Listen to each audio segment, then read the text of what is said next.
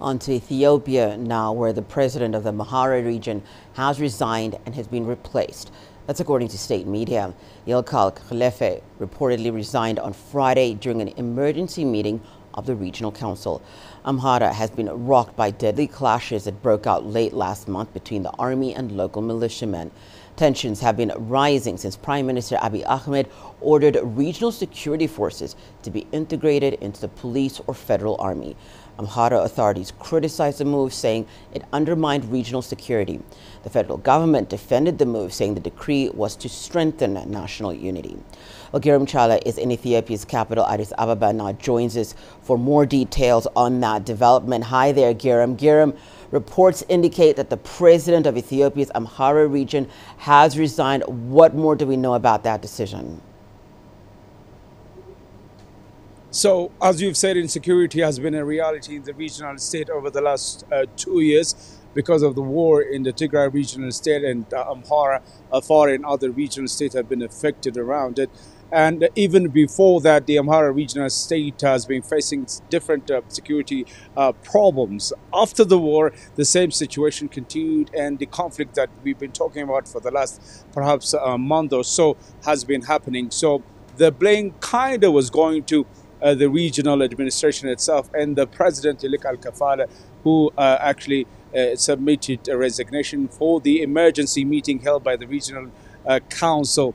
Was the person that was being, blamed for the situation. So because of all of these situations, now the resignation has been accepted. A new regional leader, regional president is now in office, and he has also signed his cabinet members or office holders. The new president of the regional state, the Amhara regional state, is not a new person. Actually, he was the head of the work and training office of the Amhara regional state, so he understands the overall situation of the Amhara regional state. The government said that this kind of personality could be part of the solution in order to find some sort of peace in the regional state. So what we know so far is that there is a new regional president and new members of the cabinet or regional administration have been assigned, and the council of the regional state is also saying that it will find amicable solution between the Fano militiamen and the federal government and also the regional state itself, so that peace can be returning to that part of the country. When you talk about peace returning to that part of the country, Giram, what's the latest on the security situation in the Amhara region right now?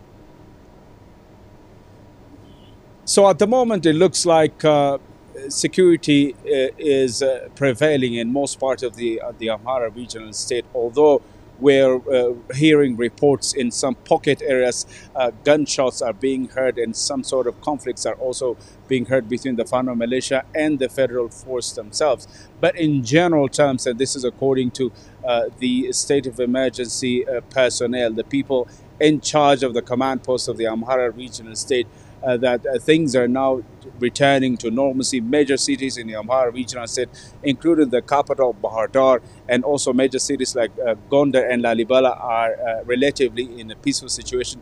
Transport services, including the Ethiopian airline services and road transport services, have continued. Shops and normal lives, shops have opened, and normal life is also continuing. However, the discussion among the people and also administrators in that regional state is continuing, so that peace can also be sustained in that regional state itself. So Amhara is under the command post. It should not stay in this situation, according to experts.